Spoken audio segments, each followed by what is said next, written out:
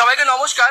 আজকের আমাদের যে আন্দোলন ছিল তার মেইন তিনটে পয়েন্ট। প্রথম, ওবিসি ইস্যুকে আধার করে পরীক্ষা হচ্ছে না। এক একটা পরীক্ষা যে 1.5 বছর পরীক্ষা হচ্ছে না, 9 মাস পরীক্ষা হয়নি, 1 বছরের ওপর পরীক্ষা। 2023-এ তো কোনো পরীক্ষা এখনো মধ্যে আমার মনে হয় না কমপ্লিট হয়েছে।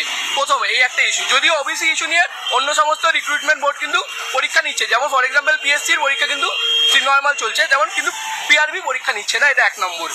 আমরা এই ভিডিওতে দুটি গুরুত্বপূর্ণ আপডেট নিয়ে আলোচনা করব। তো ডব্লিউপি এক্সামিনেশন এবং কেপি এক্সামিনেশন, তো তারপর আপনার থাকলো ওবিসি কেস। তো এই দুটো আপডেট নিয়ে আজকে এই ভিডিওতে আলোচনা করতে চলেছি।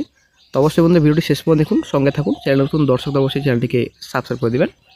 তো বন্ধুরা, গতকাল কিন্তু আন্দোলন ছিল, আপনারা আশা করি সকলে জানেন যে ওবিসি সংক্রান্ত মামলা যেটা চলছে, এটা যদি বাই চান্স না মিটে, মানে এটা যদি লেট হয়, 1 বছর 2 বছর লেগে যেতে পারে, কোনো সম্ভাবনা নেই, ঠিক আছে।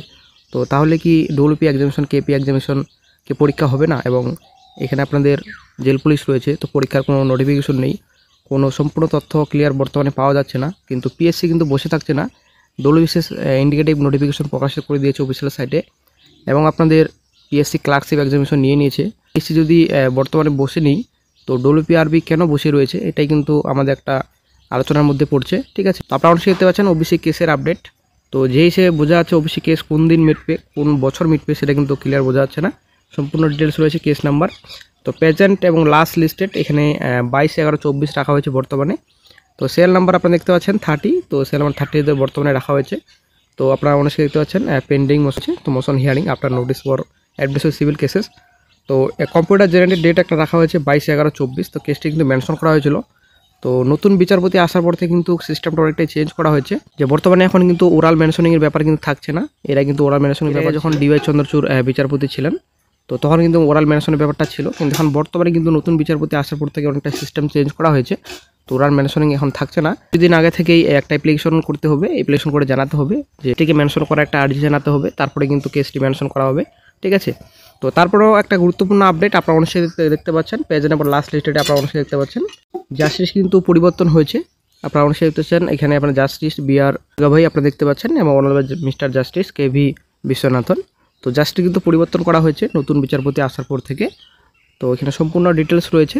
তো 22/11/24 এখন আগামীকাল বর্তমানে এখন হিয়ারিং ডেট রাখা হয়েছে। তো দেখা যাক নতুন আপডেট কী পাওয়া যায়। তো গতকালের আন্দোলনে কিন্তু এটাই কিন্তু বলা হয়েছে যে কোনো কিন্তু বাহানা চলবে না ওবিসি কেসের। তো হাইকোর্টের তরফ থেকে কিন্তু এটা ক্লিয়ার যে অনগোয়িং রিক্রুটমেন্ট প্রসেসে কিন্তু কোনো রকম প্রভাব পড়বে না, এটা কিন্তু হাইকোর্ট থেকে পরিষ্কার জানানো হয়েছে। তবুও কেন পিআরবি বসে রয়েছে এটা কিন্তু বোঝা যাচ্ছে না। তো এটা জাস্ট একটা বাহানা, এটা আমরা সকলেই বুঝতে পেরেছি এখন বর্তমানে। এটা জাস্ট একটা বাহানা ছাড়া কোনো কিছু না। ডব্লিউপিএসসি যদি এক্সামিনেশন নিতে পারে, সব এক্সামিনেশন, এবং রিকমেন্ড নোটিফিকেশনের আপডেট দিতে পারে, তবে ডব্লিউপি কেন বসে রয়েছে?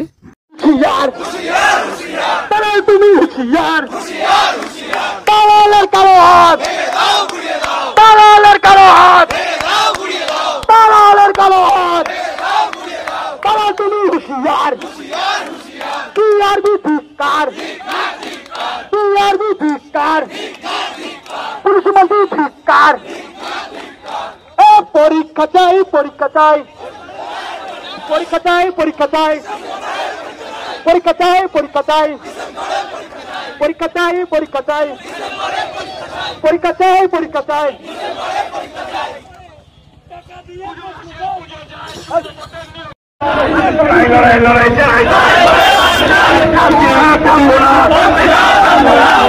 চলছে চলবে,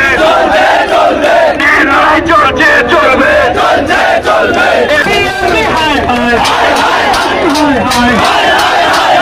নম্বর হচ্ছে আমাদের পেপার লিক। লেডি কনস্টেবলে প্রচুর পেপার লিক হচ্ছে, আমরা সবাই Paper leak? জানি। পরীক্ষার আগে যেই সমস্ত পিকচারগুলো ভাইরাল হচ্ছে, পরীক্ষার পরে জানা যাচ্ছে ওগুলোই পেপারে ছিল। এগুলো কনফার্ম, এগুলো কিছু নিয়ে কেস তো আছে, কিছু নিয়ে পিআরবিকেও জানানো আছে। ঠিক আছে, আমরা পিআরবিকে সাহায্য করতে চাই, যে পিআরবি আর আমরা মিলে যেন একসাথে পেপার লিককে বন্ধ করতে পারি। এটা হচ্ছে আমাদের ব্যাপার।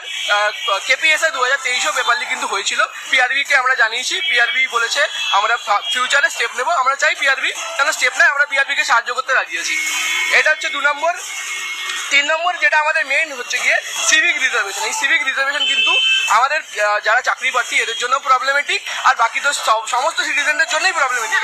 2021 সালে সিভিকদের রিজার্ভেশন দেওয়া হয় আমাদের সমস্ত পরীক্ষাতে, স্পেশালি কনস্টেবলে।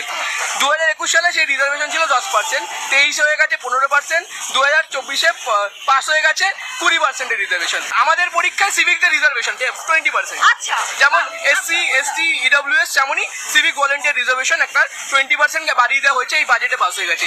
এবার আমরা একটা ডেটা নিয়ে এসেছি, ওয়েস্ট বেঙ্গল পুলিশের 80,000 মতো টোটাল আমাদের এখন এমপ্লয়ি আছে, এবং সিভিক ভলেন্টিয়ার আছে 1,20,000। এটা কিন্তু গভর্নমেন্ট অফ ইন্ডিয়ার ডেটা, আমার বানানোর ডেটা না। তো এটা আমরা বলতে চাইছি যে একটা কনস্টেবলকে যদি আমরা রিক্রুট করি, সে একটা প্রিপারেশনের মাধ্যম দিয়ে আছে, যে সংবিধান পড়ে, ইকোনমিক্স পড়ে, তার নলেজ অনেক বেশি হয়, তার সিম্প্যাথি অনেক বেশি হবে। সেখানে একটা সিভিক ভলেন্টিয়ার রিক্রুটমেন্টের প্রসেস কিন্তু ট্রান্সপারেন্ট না। এটা কিন্তু শুধু আমি না, সুপ্রিম কোর্টও কিন্তু সেম পয়েন্ট তুলেছে যে ওয়েস্ট বেঙ্গলের সিভিক ভলেন্টিয়ারের রিক্রুটমেন্ট কিন্তু ট্রান্সপারেন্ট না।